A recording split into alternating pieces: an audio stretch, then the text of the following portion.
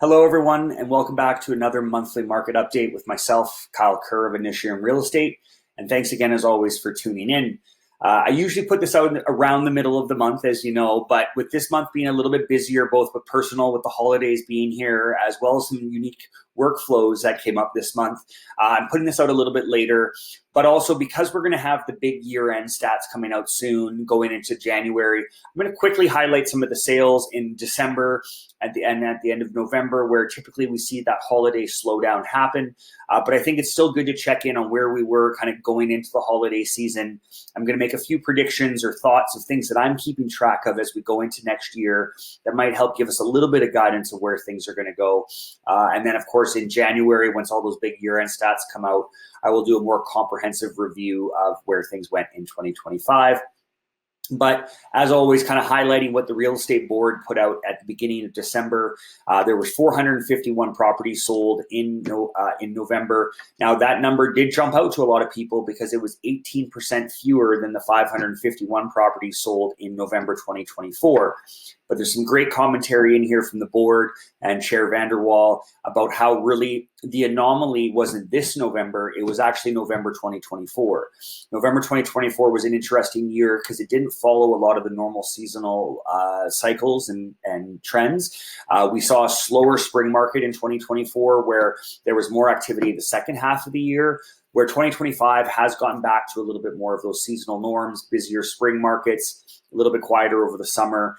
And of course, with everything that's been going on this year, which tariffs, trade wars, national economy, all these different things, the stock market, there's still been those different little headwinds as weeks and months go by as well. So, of course, we're going to dive into that a little bit more. But I just thought there was some great commentary in here, especially that, again, these numbers don't explain every single market. Every property type, every price point, every location is going to be functioning a little bit differently. New construction versus resale. All those different things, of course, are always so important as we trend through this. But I'm just going to dive right into some of the other statistics that we normally get into. And of course, we always start with the HPI, the Home Price Index. And for now, like I said, wanting to keep it high level, I've got our fun maps here that I always like to include. But just kind of looking at the regional from a regional standpoint, and I've got all three property types here, single family, townhome, and condo, as we're always kind of comparing the three as they do function differently. I'm kind of looking back at what's happened over the last 12 months, right, as we get into this kind of year-end review. The core, condos have started making a bit of a resurgence, and we'll talk about that here in a little bit. Single family home prices are still down in the core year over year, where townhomes have been relatively neutral. When we dive into the West Shore, which I've been talking about a lot this year, that the West Shore especially has been functioning separately, mostly because there is so much new construction and so much development in the West Shore. So when we look at single family homes, townhomes, and condos, really over the last 12 months, they've been relatively flat, right? Up and down less than 1%. And even when we look back over the last 3 years in the West Shore, we're relatively flat as well, with less than 2% variance on either side. When we go into the peninsula, which is a very popular area, we can see over the last year, condo prices are down almost 3%.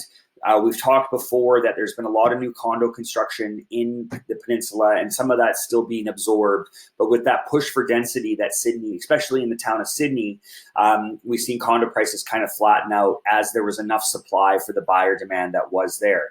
Interesting, townhomes have performed the best out of really any regional market and property type, with almost a 7% increase. And again, this talks to the demographics and people that are buying in the peninsula. As the core functions differently, people looking for a little bit more space, they are heading out to the peninsula, maybe versus the West Shore, where there's more traffic and some things like that. But also when we talk about who is out there buying, right? And when we are in a more balanced market with some global recessionary type things happening, we look at the demographics that are able to buy more easily. And generally we talk about baby boomers. Baby boomers, with having the most wealth in the world right now, they're not as tied to interest rates. They're not as tied to their jobs. We're going to talk a little bit in the future about government strikes and government jobs. and how that's going to affect our local regional area. And with a lot of baby boomers looking to downsize out of single family homes into those middle type housings, townhomes in the peninsula have done very well, but even single family homes in the peninsula have come down a little bit year over year. So something that interesting that we're going to track. And we dive into the Gulf Islands. Prices in the Gulf Islands are down a fair amount over the last 3 years. And really, I think this is the whole work from home push. A lot of people moved out to the Gulf Islands. People were buying second and third properties.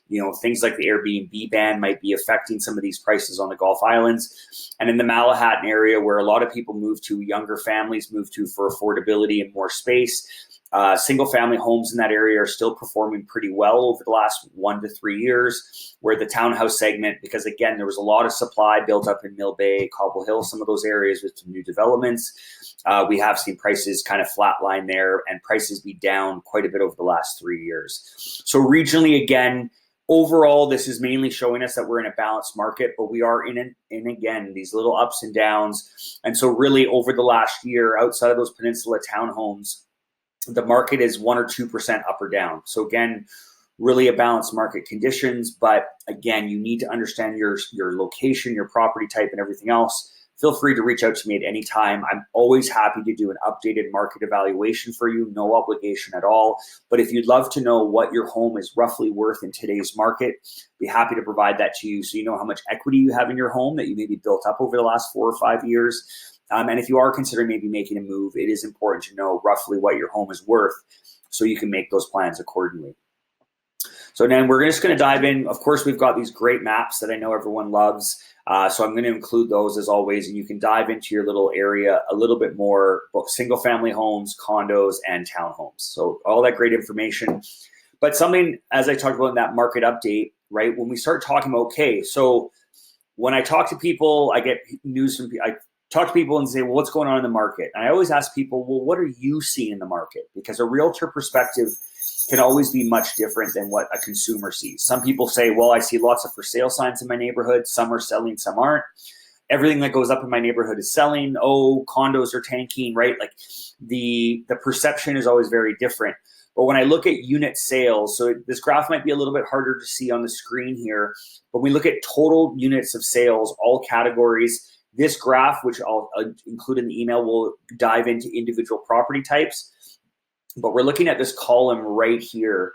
And so when we get into this, right now we are at the end of November, we were at 6,551 sales, and we've had about 330 sales so far this December. So that's going to put us almost exactly to where we were last year as well. Is that a good thing? Is that a bad thing?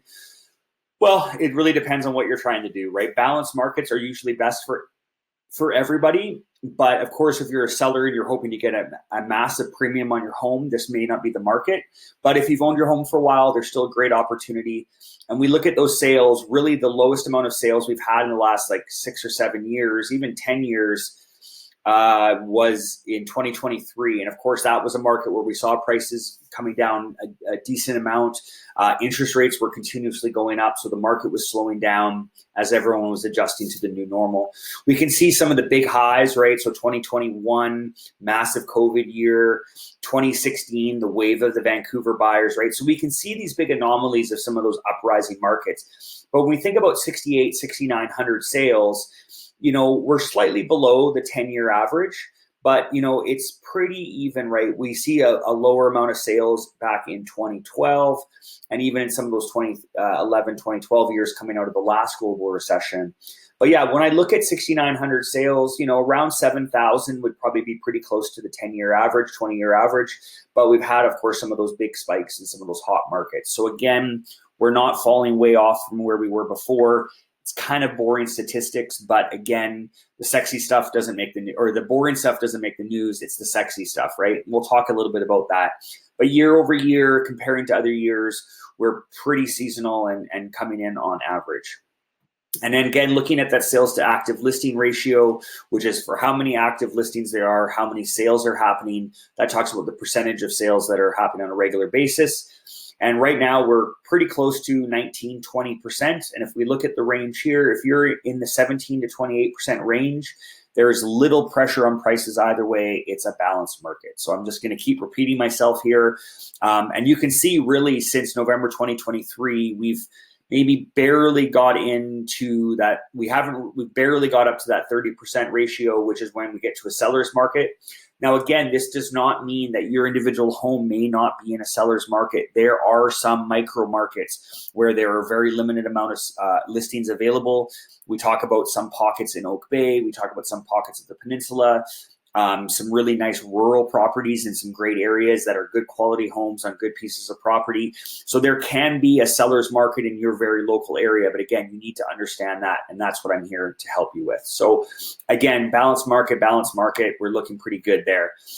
So one of the other things that I really wanted to talk about as we dive into all of this, I'll stop here while I talk, right, is really what have we been seeing in the last 30 days or so as we went into this holiday season. Now, most realtors I talk to, some have stayed pretty busy over this little bit of a holiday season. Others have been much quieter. And I think, again, it really depends on the mix of clients that you have. We did see some decent amount of sales in the last couple of weeks, which are always interesting, right? We never know what people's motivations are. Some people are moving for job transfers. Some people want to move before a new school year starts. You've retired from your job and you want to sell. Like, there's so many different reasons why people buy and sell. So even over December, we will still see sales happen. But our sales for December are probably going to fall in that 385 to 400 range, which is, again, pretty typical for a month of December. So some of the things that I'm looking into when we're heading into 2026, and I'll refer back to this as next year goes on. But some of the main things that I'm looking at, as always, I always talk about Victoria being a very diverse, balanced economy. When we talk about being a government town, military, education, construction, healthcare, tourism, retail, technology, which is the biggest one, right? Like, Victoria is a very diverse city, and that's always made us pretty balanced when it comes to jobs and having people buying and selling and moving around and all those things. And of course, being one of the most popular places to live in Canada, we are attracting people. But some things that I'm paying attention to is we are seeing in Canada, across Canada, we are seeing people leave the country. This is due to job opportunities. This is due to the high cost of living and inflation. We're also seeing the federal government change immigration programs. And I know sometimes people think, well, this doesn't affect us. Well, it does. If there's less people coming into our cities, into our country, there's less demand on rentals. There's potentially less people to hire into the workforce. So population growth and population demographics and dynamics of where they're moving, that's going to continue to be important, because we have seen at times in Victoria where prices get too high, job opportunities start to slow down, and people start to make the move, right? We've seen a lot of young people move to Alberta. They're changing in the cold weather for better work opportunities, lower house prices, and all those kinds of things are going to be really important. So it's something to really pay attention to as things go on. And then again, of course, this was the year of tariffs. This was the year of trade wars and all that stuff. And as I've said, I try to block out some of the noise on some of that stuff, because again, we can't control what other countries do. Yes, it can make us frustrated, but we have to focus on what we are doing locally. What is your province doing? What is your provincial government doing? What is our national government doing? This current federal government is trying to deal with some of the issues. I am optimistic that some of those things will work, but I still think one of the biggest headwinds we have that a lot of people aren't talking about is our national debt. And yes, they are doing certain things to try to make it more balanced, but we are still operating at very, very large deficits. And anyone who's been around for a while knows these deficits eventually have to be paid off. And is that going to come in higher taxes, higher regulations? How are they going to make up for that? So that is something that I'm always continuously watching, and some of the countermeasures and things like that too. But hopefully with new agreements with other countries, we can get some things going. So that's one of those headwinds that I'm always looking at. And one of the things that the federal government is looking at to potentially help balance the budget is some federal layoffs. Now, we don't have a lot of federal offices here, but we do have some. And the federal government has announced that we'll be looking at doing some layoffs, maybe some early retirements and things like that. So how is that going to affect the market? Does that mean people working for the federal government in other markets are going to move here because now they've gotten an early payout? They're going to look at coming to Victoria to retire. Are some going to leave Victoria and go elsewhere? So I think some of those government layoffs and things, and also at the provincial level, will be very important to track as we go along. And something else that came up this year that was quite interesting was, the BCGEU strike. I had two different transactions, one with one of my own clients and one with a buyer on the other side of one of my listings, who they were currently on strike when they were looking to buy a home. Now, luckily, most of the banks were willing to understand that those strikes were going to be settled, but it created some delays and challenges.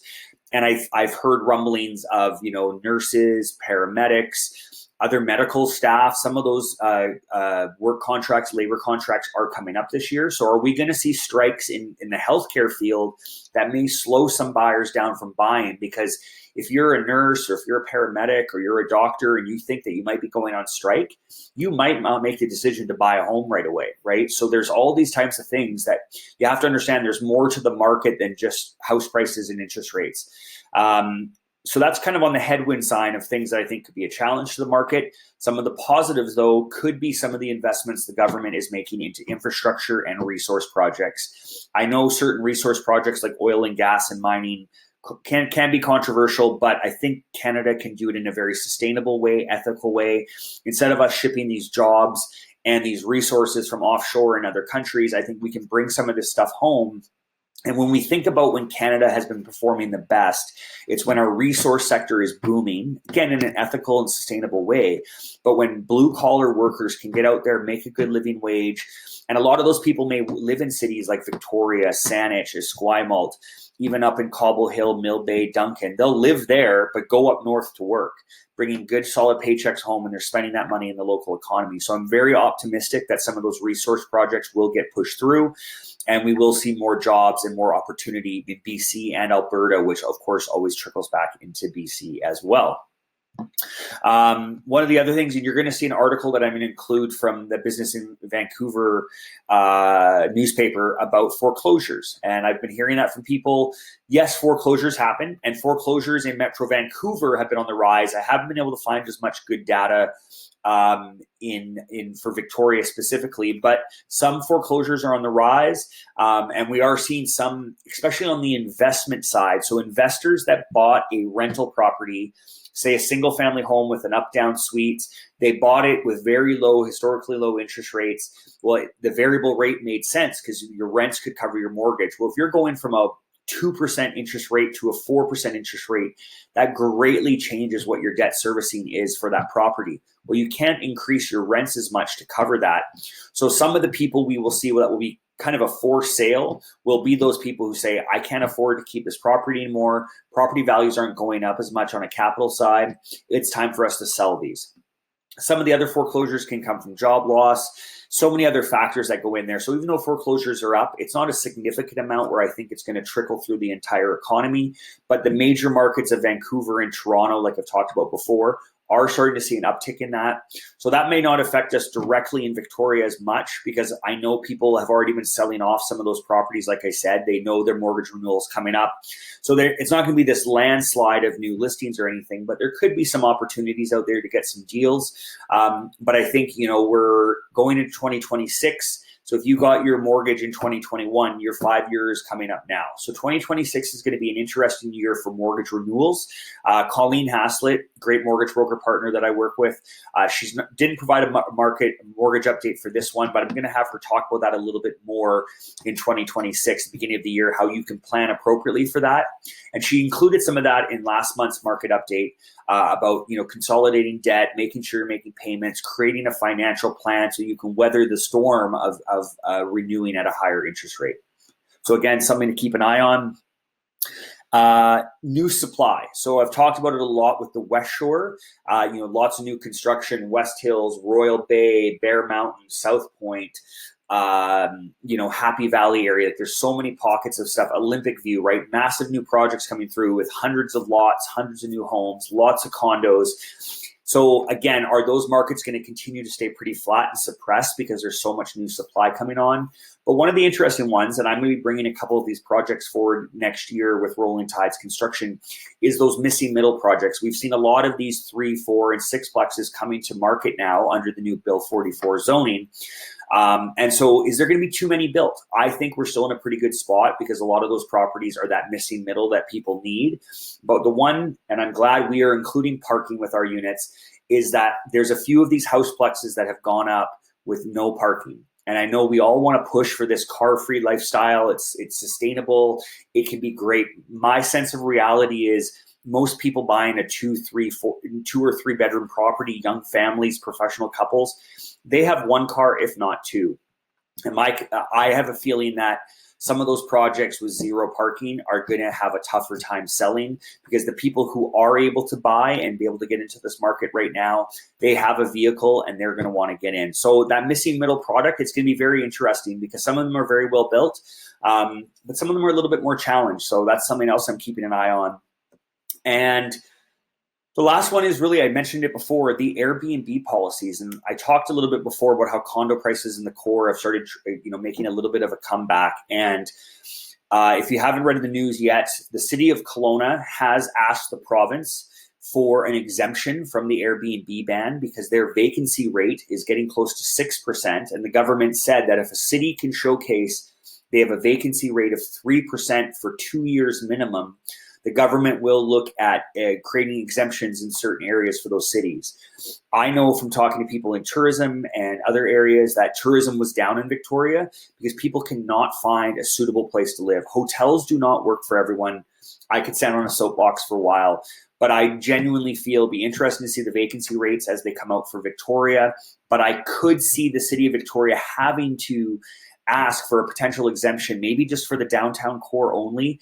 But I truly feel that Airbnb in the right way, not everyone being allowed to do everything, but with the right regulations, the right zoning, the right enforcement, we can have a healthy Airbnb environment that works for both the owners, the people looking to stay here who come and spend a lot of money, and with us building so much rental construction now, and BC Housing building a lot of affordable rentals as well, I think there is a place in our economy for the appropriate type of Airbnb. So I think it's going to be interesting to watch condos, and if the Airbnb regulations get loosened a bit, we may see a little bit more of an uptake in the condo market overall.